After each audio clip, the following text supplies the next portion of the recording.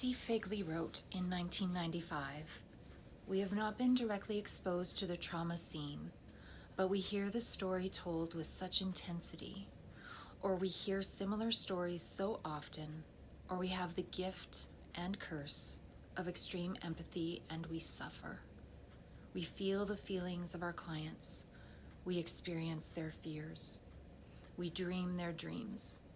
Eventually, we lose a certain spark of optimism, humor, and hope. We tire. We aren't sick, but we aren't ourselves." Hi, I'm Kim Long, and I'm with Docha Psychological Services in Spruce Grove, Alberta. And today we're going to be talking about a term called compassion fatigue. Now, compassion fatigue really it can happen to anyone who caretakes. The quote by C. Figley is talking about clients, but compassion fatigue doesn't happen just inside of work. It happens to anyone who overuses their skill of compassion. And anyone who caretakes, helps, gives of themselves, and doesn't take time to heal from that. So it can happen to any of us, really, and that's why we're talking about it today. You guys know me, I'm looking down at my cheat sheets here and making sure that I'm not missing anything. Compassion fatigue has a lot of different terms. There's compassion fatigue, empathy fatigue, vicarious trauma, burnout. The thing is that all of those terms are a little bit different from each other, and I'm not going to get into all the different ways that they're different.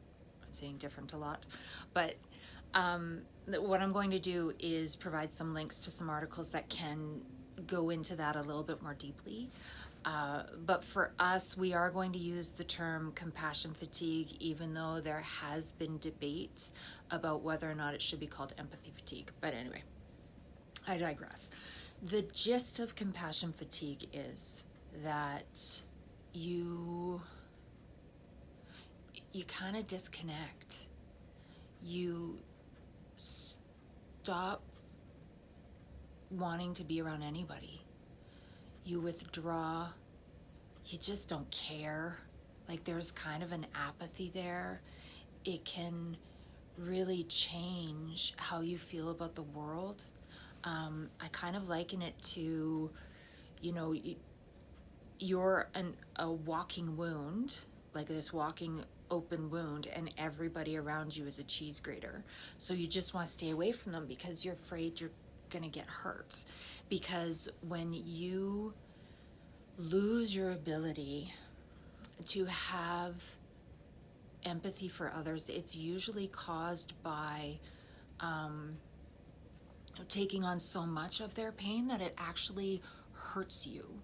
And when we experience a situation where we are hurt, we want to naturally avoid it or fix it. And when we can't fix it, we get away from it. Or it shuts us down, right? Fight, flight, or freeze. Fight, we're trying to fix it. Flight, we're moving away from it. Freeze is, I got nothing. I'm totally withdrawn from you, not connecting at all, don't even feel like things are real. So other symptoms that are similar between burnout and compassion fatigue are emotional exhaustion, reduced sense of personal accomplishment and meaning in work and life, mental exhaustion, decreased interactions with others, physical exhaustion. But ones that are specific to compassion fatigue are our sleep gets messed up.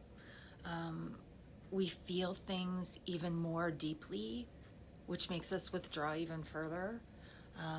We can't think, we can't judge, we can't concentrate, we can't assess.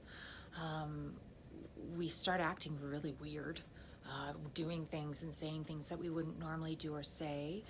Depression and possible PTSD can erupt because you are experiencing vicarious stress from hearing traumatizing stories. Loss of self-worth, beliefs in humanity, and other beliefs in general, anger, and loss of hope. And like I said, I'm going to give you links to these articles to help explain it a little bit more. In a book called When Helping Hurts by F. Oshberg, who is a doctor, he says, first, you should understand that it's a process. It's not a matter of one day you're living your life with a great deal of energy and enjoyment, and the next you wake up exhausted and devoid of any energy, both physical and emotional. It happens over time, taking weeks, sometimes years to surface. Basically, it's a low-level chronic clouding of caring and concern for others in your life, whether you work in or outside the home.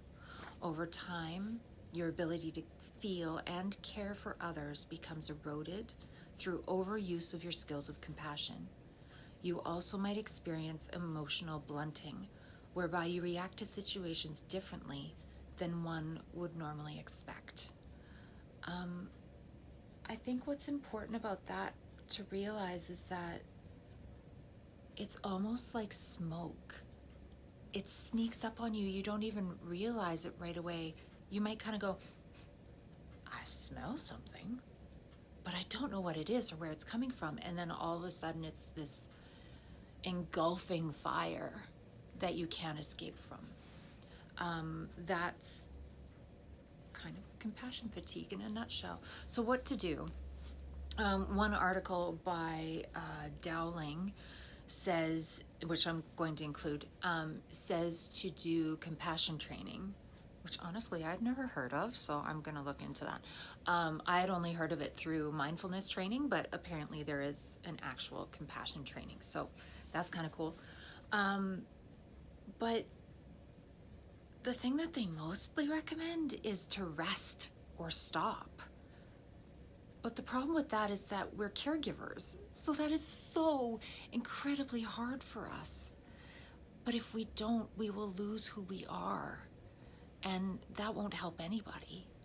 So somehow moving past our guilt with that, which involves getting help. We have to be able to reach out and get help ourselves, which again is so hard for caregivers, but it's necessary.